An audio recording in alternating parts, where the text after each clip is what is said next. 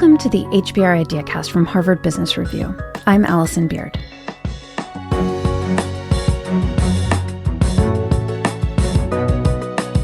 In 1967, my guest today and a few friends published the first issue of a new magazine.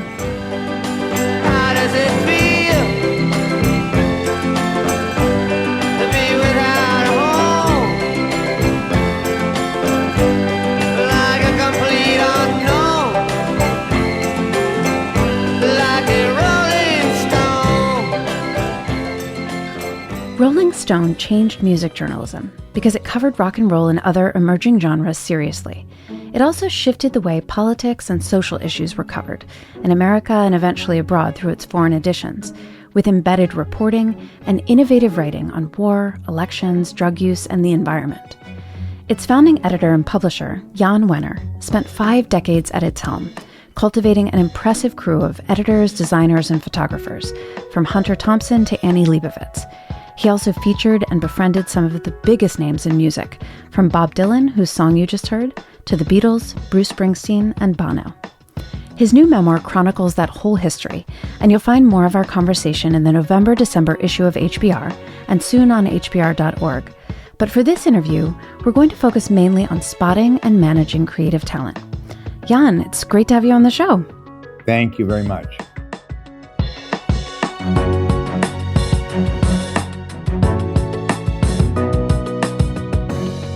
So first, let me ask you, why did you launch Rolling Stone? Well, I was a rock and roll fan and was not a very good guitar player. And I just wanted to be a part of it. I wanted to learn more about it. I got consumed by the music and how it affected me and the message I was getting from it. And I just needed to be a part of what the Loving Spoonful called the magic that will set you free. And I want to just clear it up for people who don't know. Did the name come from the old proverb, Bob Dylan, the Rolling Stones, all of the above? All of the above, but principally the Bob Dylan song. And how did you decide on it? We kicked through a bunch of different names that nothing really sounded quite right. I mean, remember, it was the sort of hippie psychedelic era, so we were trying for kind of quasi-psychedelic names, like the groups had names like the Jefferson Airplane or the Grateful Dead, and so we're thinking of things like, I don't know, the Electric Tomato or the Electric Newspaper or something like that. And finally, Rolling Stone, it was a phrase and a song that sort of defined the times and kind of the things we were thinking about. And Ralph Gleason, my co-founding partner, wrote an essay for the American Scholar called Like a Rolling Stone, in which he laid out all the themes and that we were going to explore in the magazine, the basic philosophical underpinning of the magazine, that rock and roll was important. It carried serious social and political messages, that it was a kind of a tribal telegraph, a glue that held a generation together. And how did you assemble your first group of editors and writers, the people who, really launched the thing? Well, it was really me and some volunteers, whoever would work for free. We're very few people. It really was me and Ralph, and the other editor there was a guy named Michael Leiden, who was a Newsweek bureau chief who, at that time, who could work part-time at midnights and was a friend of mine. And I think I got a college buddy, Jonathan Kotz, to write in the first issue, and somebody had been reading in another fanzine named John Landau to join me. But it was just volunteers, free for the almost first year. And at that point, what was your ambition for it?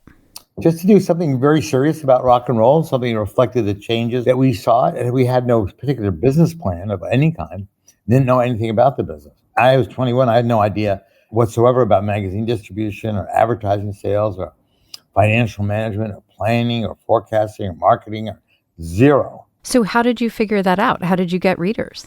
Well, you just learn on the job. We found a magazine distributor in San Francisco at the last minute whose main business was selling yachting magazines and boat magazines. The distributor was sent out to cities around the country.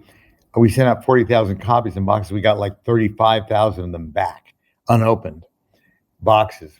They were sent to distributors who never ordered them or didn't ask for them and just sent them out blind. A few stuck out there, and it got into a few people's hands, and we started getting letters and back from people who had seen it and wanted to see more. There was enough letters, like, 20 or 30 letters to say, oh, I'll keep going. And how did you decide which musicians and bands to feature? Obviously, they were very famous musicians at the time, but particularly the up and coming ones? Like, how could you and your team predict what might resonate with people? Well, we didn't try. We just covered what we liked. We didn't think about what was coming and not. There was no thought. It was just what we liked. And what we liked was, John Lennon and the Beatles. And John Lennon was on the first cover. We didn't cover what we didn't like. We only covered what was accessible to us. The implication of all your questions here is that there was some kind of methodology or premeditated intent, or knowledge that went into all of this. None. It was completely on the fly, spontaneous, catch as catch can, serendipity, other random acts of chance and luck went into it. Yeah. And in the book, you describe some early growing pains, editorial differences of opinion, where you sort of had to step in and say, no, this is the direction I want this magazine to go. So talk to me a little bit about sort of that move toward a little bit more sort of hierarchy or methodology or a plan. Well, again, it was all intuitive. I had my instincts and my ideas about what the magazine should be and what it should stand for and what it should cover. As I brought in other people to help with it, including by this time, people were getting paid and had some professional experience, but still, again, very low on the ladder, kind of people willing to work for, $75 or $100 a week and, quit some other job or didn't have another job. There were differences of opinion and they were, passionately expressed. In those days, everybody was young, in their early 20s. They were working for purposes that they believed in, for not really for money. And if they disagreed with me, then they would leave. I felt very strongly about my vision. My vision was that it was, the culture and the messages that music carried in it, and on the notions and thoughts of people like Bob Dylan, the Beatles, and the Stones. They were expressing what the yearnings of this generation were. Yeah. And I will say that your descriptions of those sort of early working environments, there was a ton of drug use by yourself and others in the magazine. So how did you function both personally and as an organization during that time? It seems sort of shocking in retrospect that Rolling Stone became such a success. Well, the drug use was off the premises, but it wasn't a daily drug bacchanal by any means. It was the recreation of the time and that culture. What didn't really bother anybody or get in the way of anything. A lot of time was wasted in having fun, but it didn't interfere with any of our processes. But also, the idea of having fun, of being happy, infused both what we did and what the message was, which was not a hedonistic have fun, but a life should be happy. Your work should also be fun. You should be gratified and fulfilled with your work. If you're really good at something and you can do it well and in a way that's gratifying and what you're putting out is helpful for people and helpful for society, then enjoy yourself. You also identified and worked with some of the greatest writers of the late 20th century, Hunter Thompson, Tom Wolfe, many others. First, how did you know that they were or would be great? How did you spot them? Well, they were great to begin with. I read a book of Hunter's about the Hells Angels and thought he was terrific. And I looked him up and invited him to write for us. And he did. And right from the beginning, he was producing amazingly well-written and funny and precise stuff. Tom Wolfe, again, I was a reader and a fan of his when I was younger and in college and just out of college. He had already been writing for the New York Herald Tribune, New York Magazine. I looked him up and got him to write for us. So I'd known of these writers. They went on to produce their best work at Rolling Stone for sure. And I offered them the kind of home and place and editing and space that they so wanted and so took advantage of, and the kind of topics and freedom that really nurtured them. Yeah, distinctive voice seems to be, something that you looked for, certainly identified and helped them honed. But they are sort of big creative egos, right? Right. I think genius comes with that. So how did you, pick their assignments, get them excited about it, get them focused, and then actually rein them in with editing, when obviously they were some of the best in the world? Well, I mean, I think first off, my experience is the best talent is oftentimes the easiest to work with, certainly in the area of writers. They are disciplined, they have a vision, they know what they want to do. I think that part of what you have to do is find the right things for them to do. I mean, you need to help steer them where they're naturally inclined to go. So I would understand both with Tom and with Hunter, the kind of things that interested them, the kind of things that sparked their passion, the kind of topics that they could bring some of their insight to, and just encourage them along the way.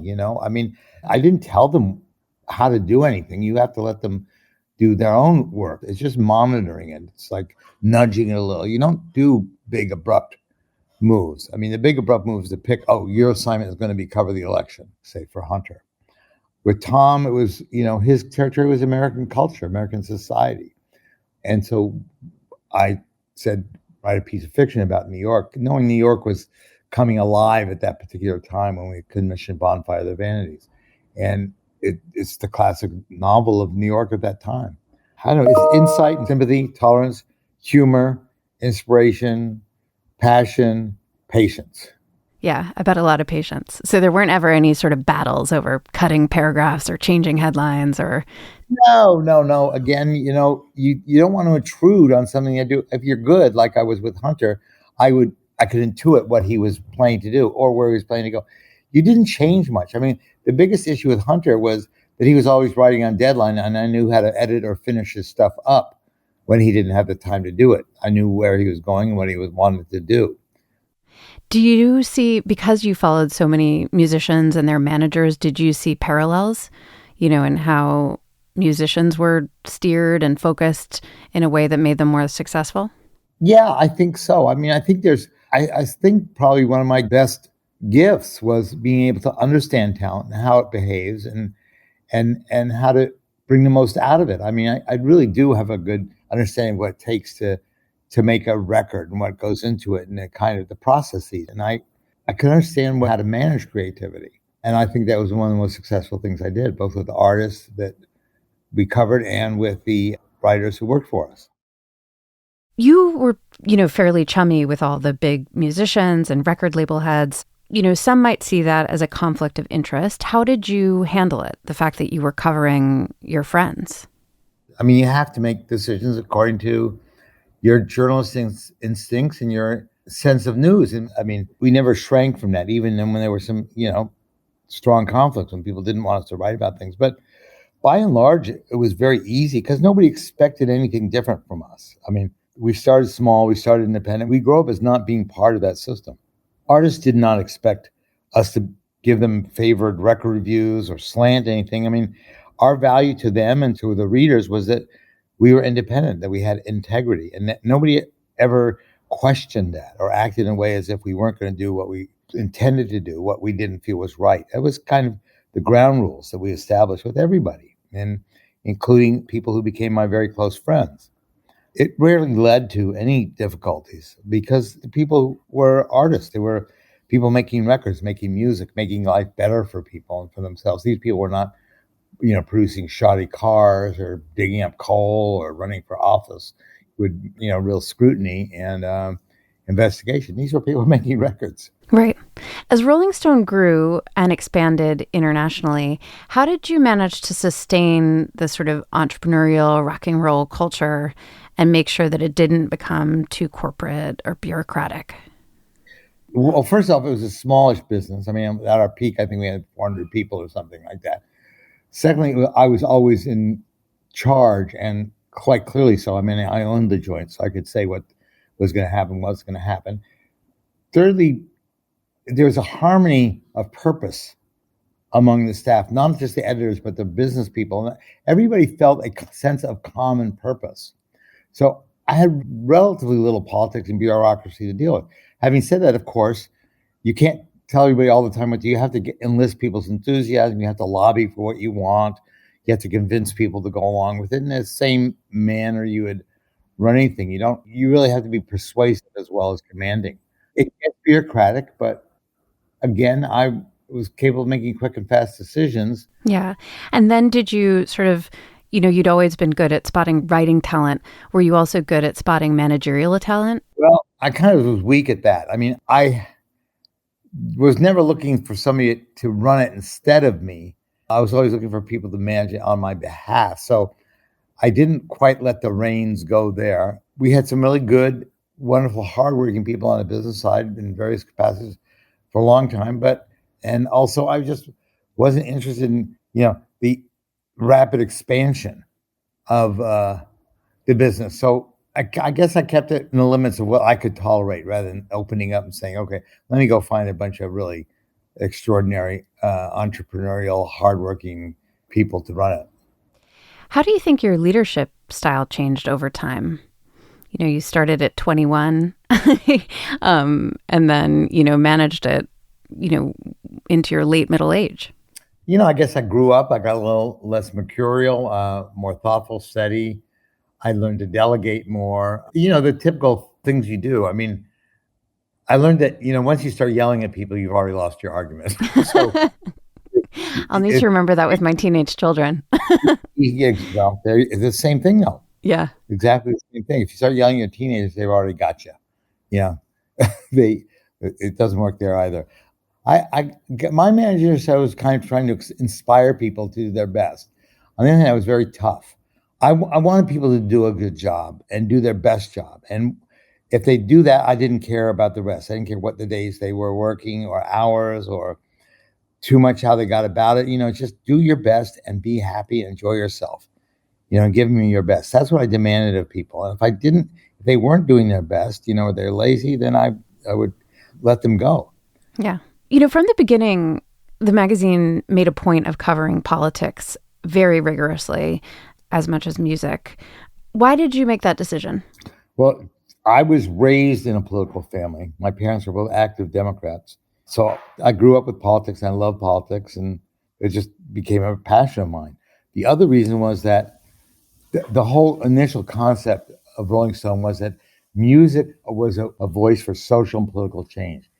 Let's also talk about environmental journalism. You had a lot of coverage at Rolling Stone. There was a short-lived magazine called Earth Times. You founded Outside. Why did you put such a priority on covering the environment and especially the climate crisis earlier than so many others? Well, I think it probably has to do with the sensitivities of a generation, that grew up with the promise of the Declaration of Independence, of life, liberty, and the pursuit of happiness. And within that is this definite love of the natural world and nature and not despoiling the countryside around you, not exploiting all this stuff, that living cleanly on the earth is part of life, is part of your liberty, is part of the pursuit of happiness, a clean environment, a place to live that is safe. And we saw this endangered. 1970, I think, was the first Earth Day, and we were 3 years old. And we were very aware of this. We were also on the West Coast, which is the home of a lot of conservation societies and the Sierra Club. But it became apparent this was our responsibility. It was a part of our awareness, part of our cause, and it just came naturally. Yeah. So among your many accomplishments, you also started the Rock and Roll Hall of Fame. In your view, what is the most important criteria for induction?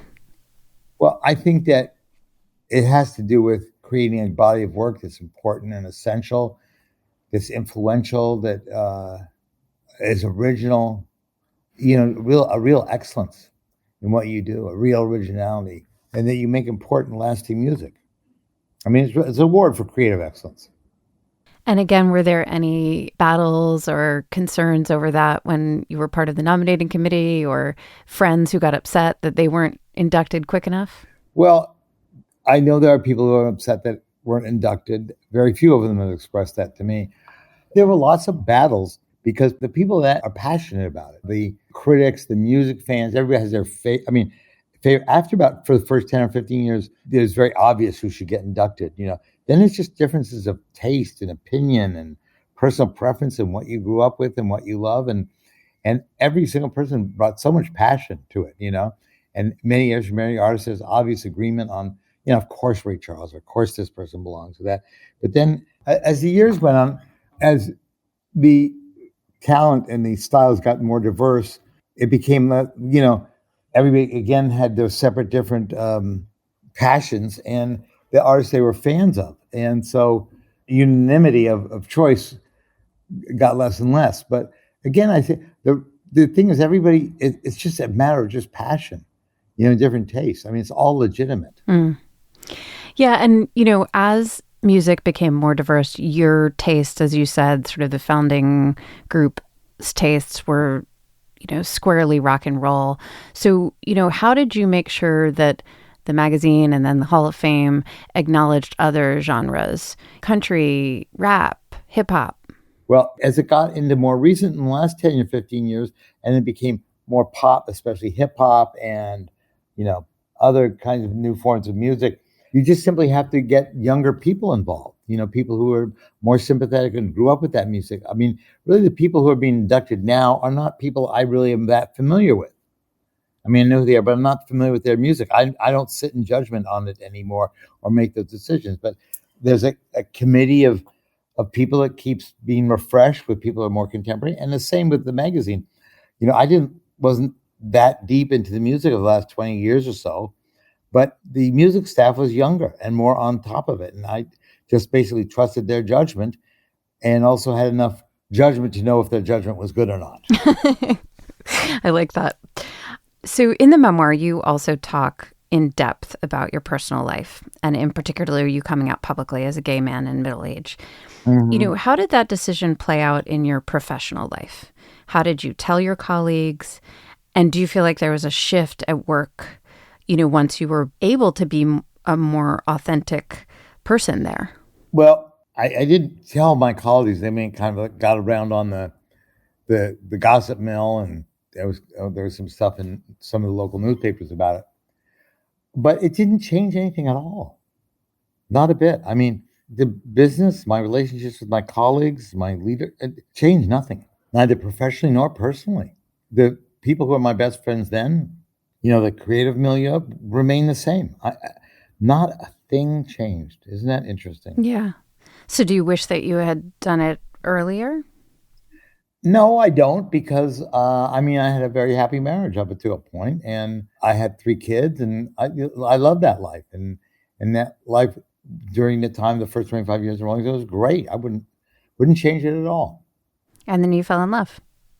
And then I fell in love, which unexpectedly, and then you go with that, and then I have 3 more kids on top of it. I see them all of them from ages 37 to 14 all the time.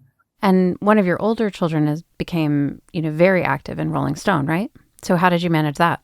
Well, my 30-year-old son came to work for me right after he graduated for college.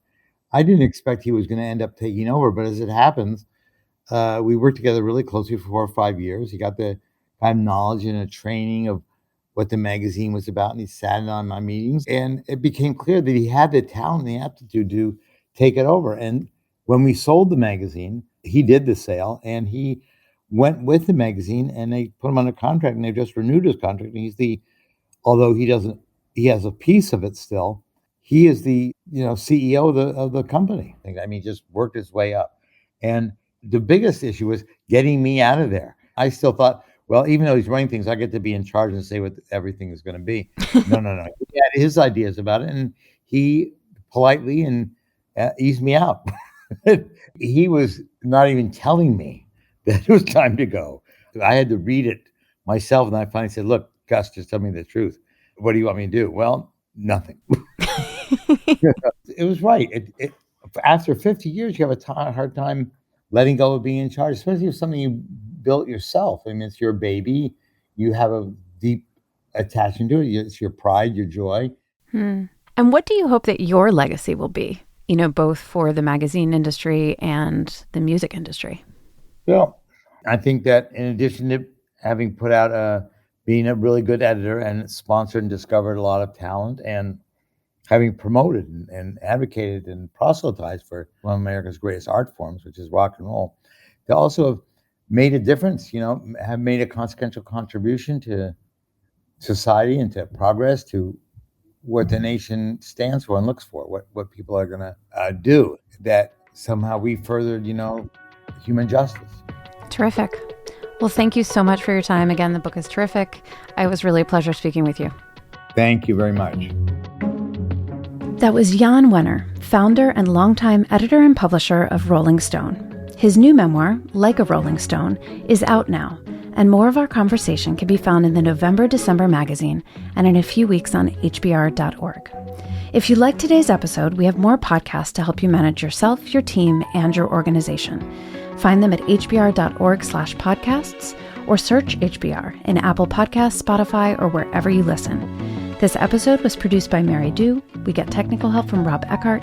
Hannah Bates is our audio production assistant, and Ian Fox is our audio product manager.